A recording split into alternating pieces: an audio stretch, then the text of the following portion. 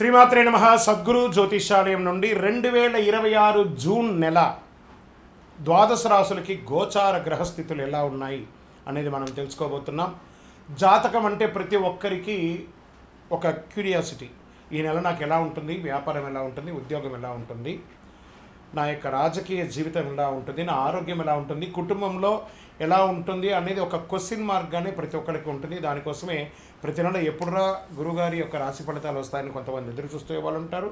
మిగతా ఛానల్స్ కూడా చూసే వాళ్ళు కూడా ఉంటారు. మా ఛానల్ చూస్తూ మా యొక్క టాపిక్స్ అన్ని చూసే ప్రేక్షక మిత్రులారా, మీకు శుభాకాంక్షలు. మా కార్యక్రమాలన్నీ నచ్చిందంటే ఒక్కసారి ఒక లైక్, ఒక షేర్, ఒక సబ్స్క్రిప్షన్, ఇది మాకు కావాల్సినటువంటి ఒక మీ తరపు నుంచి ఒక చిన్న రిక్వెస్ట్ మాత్రమే. ఇది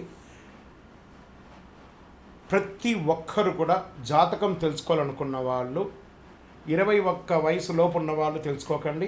60 వయసు పైపడ్డ వాళ్ళందరూ కూడా మీరు సాక్షాత్ దైవ సమానులే. మీరు 60 తెలుగు సంవత్సరాలు చూస్తుంటారు కాబట్టి జాతకం పడుతున్న వర్షానికి ఒక గొడుగు మాత్రమే, కానీ జాతకం జీవితం కాదు.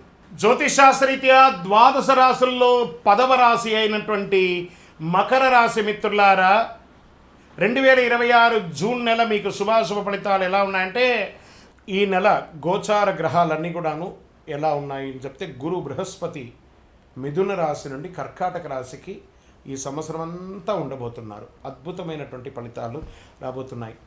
జాక్పాట్ అని కూడా చెప్పచ్చు కొన్ని రాశులకి.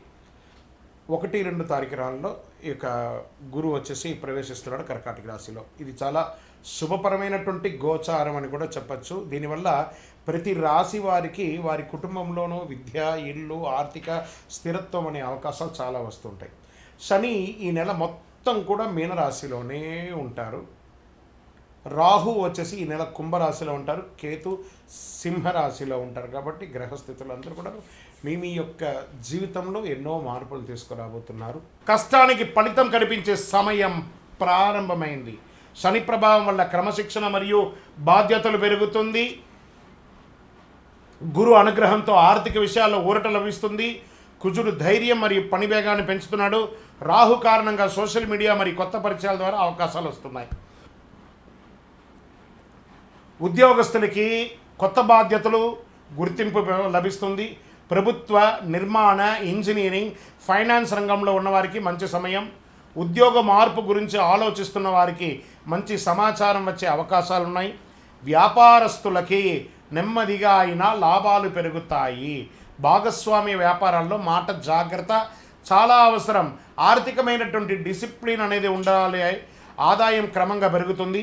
కుటుంబం మరియు ఆస్తి విషయాల్లో ఖర్చు పెరిగే అవకాశం ఉంది. భూమి, ఇల్లు, వాహనం కొనుగోలు ఆలోచనలు ముందుకు వెళ్తాయి. పాత బాకీలు తగ్గే అవకాశాలు ఉన్నాయి.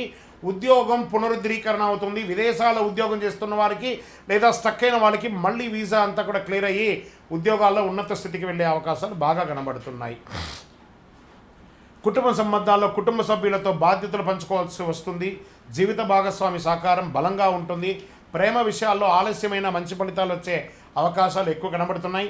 పిల్లల చదువు లేదా కెరీర్ విషయంలో శుభవార్త వింటారు. ఇంకా విదేశీయ చదువు, ఉద్యోగం కోసం ప్రయత్నం చేసే వాళ్ళకి శుభవార్త కలిగే అవకాశాలు. శుభమాసం. వీసా, డాక్యుమెంటేషన్ పనులు ముందుకు కదిలే అవకాశం.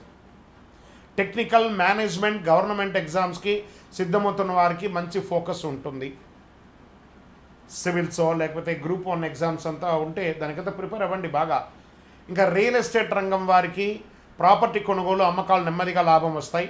నిలిచిపోయిన నిర్మాణ పనులు మళ్ళీ ప్రారంభమవుతాయి. రియల్ ఎస్టేట్ రంగంలో ఉన్న ప్రతి ఒక్క సెగ్మెంట్ వాళ్ళకి ఇది చాలా ఉపయోగపడుతుంది. ఇంకా స్పెక్యులేషన్, షేర్ మార్కెట్లో మిశ్రమ ఫలితాలు ఉన్నా కూడా లాంగ్ టర్మ్ ఇన్వెస్ట్మెంట్ ఎస్ఐపి ద్వారా మీరు అభివృద్ధి పొందే అవకాశాలు ఉన్నాయి. ఇంకా కళాకారులకి సినిమా, టీవీ, టెక్నికల్, ప్రొడక్షన్ రంగంలో ఉన్నవారికి మంచి అవకాశాలు ఉన్నాయి. కష్టపడి పనిచేసిన వారికి గుర్తింపు వచ్చే అవకాశాలు ఉన్నాయి. స్త్రీ పురుషులు ఇరువురికి కూడా. సోషల్ మీడియాలో నెమ్మదిగా ఫాలోయింగ్ పెరుగుతుంది. మీ మాటే శాసనం అన్నట్టుగా పెరిగే అవకాశాలు కనబడుతున్నాయి.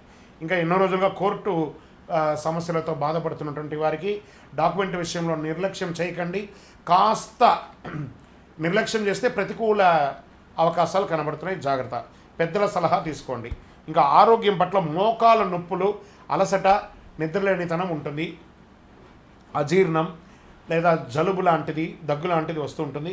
కాస్త జాగ్రత్త పడండి. సమయానికి విశ్రాంతి తీసుకోవడం చాలా అవసరం. అదృష్ట రంగు నీలం నలుపు. అదృష్ట సంఖ్య 8 మరియు 4. అదృష్ట తేదీలు 8 మరియు 17 మరియు 26. అదృష్ట దిక్కు దక్షిణం. ఈ నెల పరిహారాలు: ప్రతి శనివారం శని భగవానుని ప్రార్థన చెయ్యండి, నల్ల నువ్వులతో నూనె దానం చెయ్యండి, ఆవులకి పచ్చి కూరలు అవన్నీ కూడా ఇవ్వండి.